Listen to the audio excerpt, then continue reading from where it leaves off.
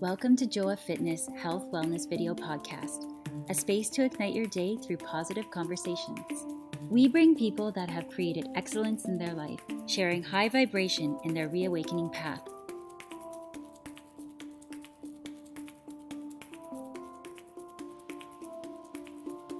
Hello everybody, today is Friday. Welcome to the Joa Fitness Podcast. I'm so excited. It's May 15, middle of May, so quickly, time flies. And I am with Nav Grewal. She's a physiotherapist focused on the pelvic floor. How are you, Nav? I'm doing great, Joa. Thank you so much for having me on again. I'm in Calgary right now, enjoying the warm weather and sun. How's it going in Toronto? Yes, in Toronto, we actually having the strangest week ever. On Monday, it was snowing. It was like -2. And then today is raining. It's been crazy changes. But I think definitely we are in the transition for springtime. So yes, it's time to go out and get some sunshine, some vitamin D, and start exposing to the sun. Remember, the sun will kill any virus. So it's so important to be now outside because you're not going to get any virus on the sun. Yes, you can continue with your social distancing, but like getting out there and connecting to the nature is actually so beneficial for your immune system. So definitely that's something that we should all take advantage in Toronto. And how is Calgary? How cold is there? Yesterday it was 18. I think today's the same, and tomorrow, like this is the long weekend now, guys. It's tomorrow's going to be 22 and then 21. So it's been beautiful, actually, the past few days. It's warmer, yeah. Like we won't reach 20s. We're just going to be below 20. It's going to be rainy and not like that, but it is what it is.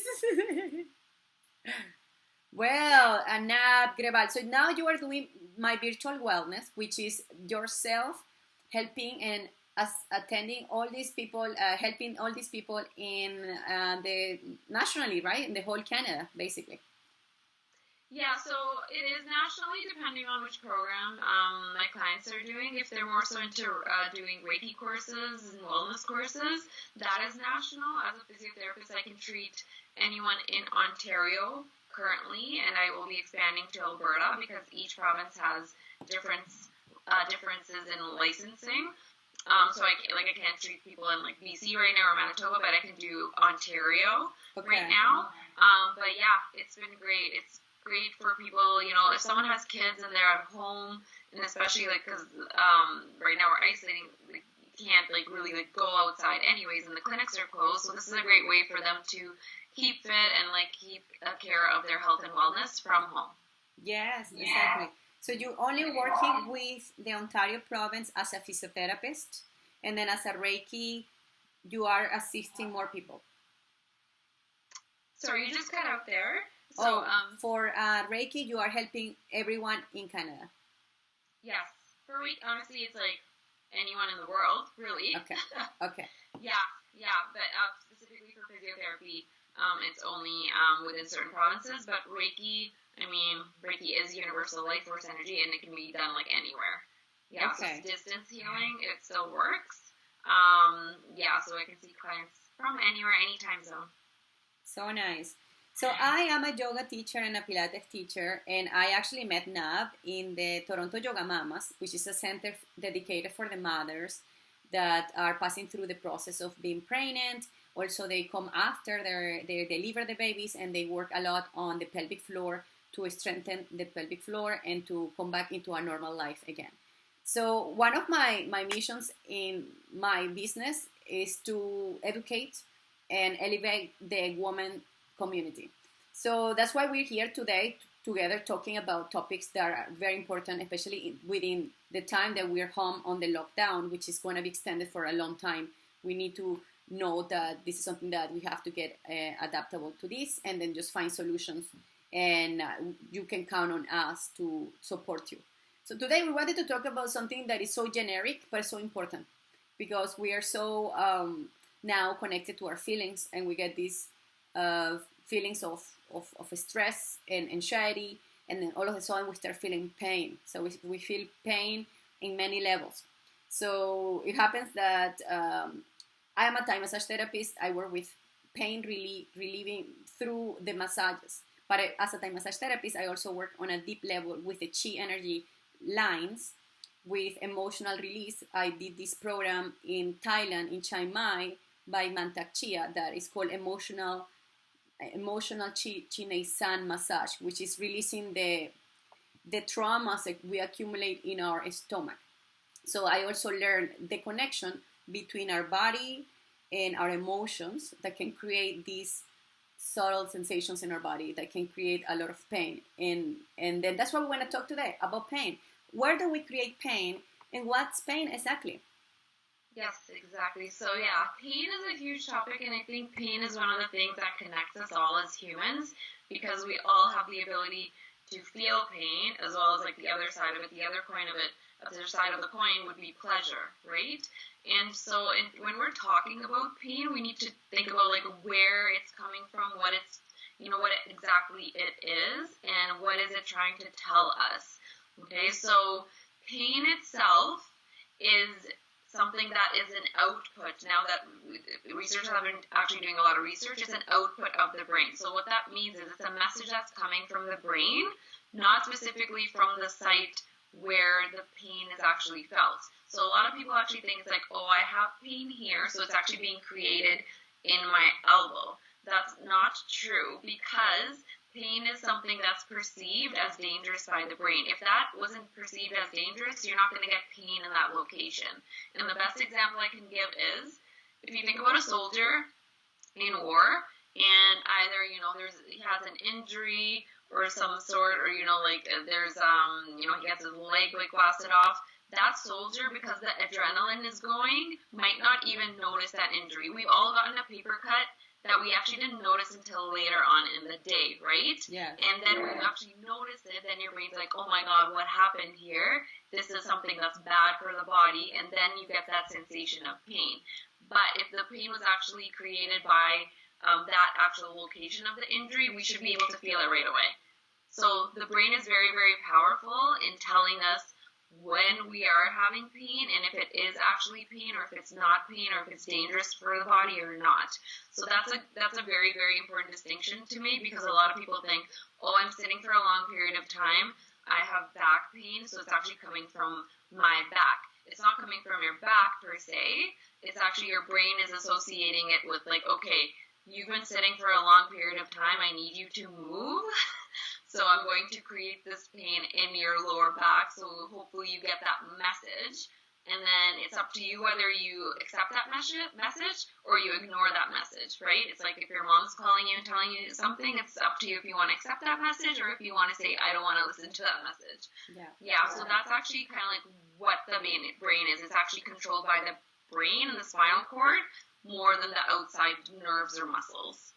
And now being seated, like you say, now our body starts sending us all these messages of pain, right? So we get pain on our spine, which we've been talking a lot of, like what's happening when we're sitting for long hours.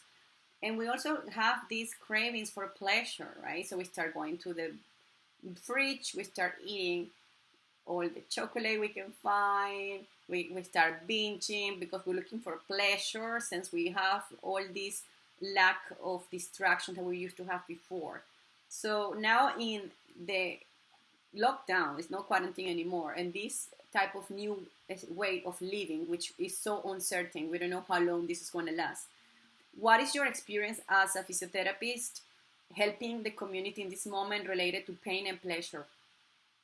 Yeah, for sure. So yeah, there are extremes. So pleasure as well, like it can be, if you want to associate, it can be good or bad, right? We do want to, as humans, experience pleasure, like you go for a walk, you feel the wind on your face, it's great. But on the other side of that extreme is like basically like gluttony, or like eating too much, like, Netflix binging, not moving. And then same thing for pain. It's okay to feel certain types of pain. Like if I'm working out and I feel muscle burning, like that sort of pain, that's okay, because then I know the muscle is going to fatigue, it's going to build more fibers, that's fine. But if I'm sitting for a long period of time and I'm getting that achiness, that pain that's telling me to move, that's another issue. So my role as a physiotherapist is then to help my patients kind of, because it's hard often for people to know what's good, what's not, or like if I'm feeling pain, is that okay or is that not okay? So I'm guiding my patients to be like, okay, if you're sitting for a long period of time and you're feeling that pain, we need to get you moving. But if you're, like working out and it's feeling like that soreness, the muscle burning, that's okay. And even then, like emotionally, if we talk about, the stress and anxiety of being inside, also can lead to muscle tension pain, and getting people out of that cycle where they are either in this loop of, I feel pain, I want to ignore this pain, I don't know what to do, so I'm going to eat a lot, and that's going to distract me, but then I'm sitting a lot, I'm getting that pain again, so I don't know what to do, and it becomes this vicious cycle, getting them out of that to more so, okay, go do some movement that helps you feel good. Maybe, do a workout, you'll feel the muscle burn, that part is okay. So it's kind of like these two different ways of like getting people outside of that, which you're doing a lot of right now as well, correct? Yeah. Well, it's so interesting that we're talking about this topic because I've been doing fasting for 5 days. So basically this week has been teaching me a lot. Now we're talking about this. I never actually predicted to talk about this in this moment, but I can tell you as you're talking about the experience of being home, and the connection, the link between pain and pleasure, I can see it because I've been doing water fasting for 5 days based on bone broth and water and tea. So I can see that when my body gets anxious, I feel the best moving, which I never expected this. I've been doing the 5 days water fasting, never in my life tried it before. I just wanted to experience because I'm home and I'm more responsible now of my time. So I said, I'm going to try to see the experience. And I can see when I feel really fatigued, I move. So I do like yoga stretches, I do core Pilates, I take a walk on the nature. So I can see that by moving, I actually take away the anxiety and I feel better when I'm moving than when I'm actually steady, which is very strange. I'm not sure this happens to everybody doing water fasting, but I feel the best when I'm actually in constant movement. So I think this will be one of the best tools for you guys at home when you feel anxious or you feel pain that is depositing in your body. Probably moving is one of the best ways to activate that pleasure in a very positive way, so you're not hurting yourself. Do you have another activity that you could like help us beside moving and breathing? Yeah, for sure. So the other side of that would actually be like sitting still, right? So if someone's like very, very hyperactive and they're always moving, right? Because for some people it's very difficult to be still. Like that is also an issue. Yeah. So, and I used to have that as well. So for me, it was the hardest thing to actually, like my schedule would be full. My friends would be like, oh, what are you doing? I'm like, oh, I'm going for a walk. I'm doing this. I'm at the art gallery, this, and this. I had every second of my day planned. But then you're always in that kind of fight or flight mode where your sympathetic nervous system, which is the nervous system, it's like, say, like, I don't know, a lion is chasing you, right? You want to be running. But that part, if it's always going, then you never allow yourself to kind of come down to the parasympathetic nervous system, which is the rest and digest system, which is where the immune system builds up, where you're getting good sleep, your cortisol levels are like leveling off so they can actually go up and down versus always staying up high. And so actually for a lot of people in this instant, if they're like having that anxiety and they're always like, oh, I need to clean my place, I need to organize my closet, and they're always go, for them, it's hard. But starting with 5 minutes a day, just sitting there and allowing yourself to feel whatever is coming up, right? And that's actually difficult for a lot of people because they don't want to feel what's coming up, right? They don't want to feel the sensations in their body, the emotions inside, the energies. So that's the other part of it. I actually do both. So I promote movement, and then I actually get my patients to kind of like lie still in Shavasana in a yoga pose or whatever they want to do. If they have noise canceling headphones, I'm putting on some gentle music, but like not doing anything. Okay. Yeah. Yeah, we are living in a trap as robots, 9 to 5, non-stop. Now we are giving this amazing time for us to be owning every hour. So why not to create that homeostasis between movement and stillness? It's like that's the balance of life. Breathing in and breathing out. Taking and giving. It's something that I've been learning through my Vipassana meditation. And as a woman with such a givers, I'm also learning to receive, And this is just a beautiful process of meditation. And I think this topic, Nav, we can just go for many hours together because you are a Reiki in a physiotherapist, so you are connected to your emotions, plus you have that knowledge on the physiotherapy part that you are incredible woman that can contribute so much for all of us. So I'm really happy that we work together. And I also love all these too because I do the physical part, but I'm very connected to the meditation part too as a yoga teacher. And I'm super happy and blessed to be able to connect with people like you and so many other professionals that are putting in this moment all their positive energy to elevate and to raise together, because this is the moment for us to create a new era. And I would love to continue talking to you next Friday. So please, this information is for all of you guys. If you guys have comments or topics that you would like to extend, we're here for you. And Nav, where can we find you if we're gonna get a talk to you? We want to hire you as a physiotherapist, or we want to have you as a Reiki master. How can we find you?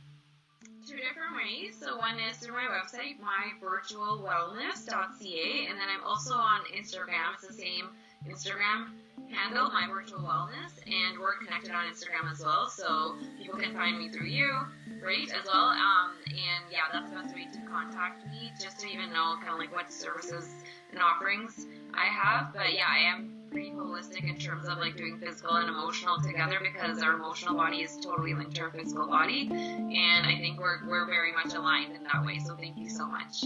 Yeah, so we're here empowering you guys. So happy it's Friday. Get out there, take a walk, hug a tree, and always remember that together we are stronger. Thank you. We invite you to subscribe to this channel and share with your community. Please leave comments below, and if you like the episode, click the like button. Have a beautiful day.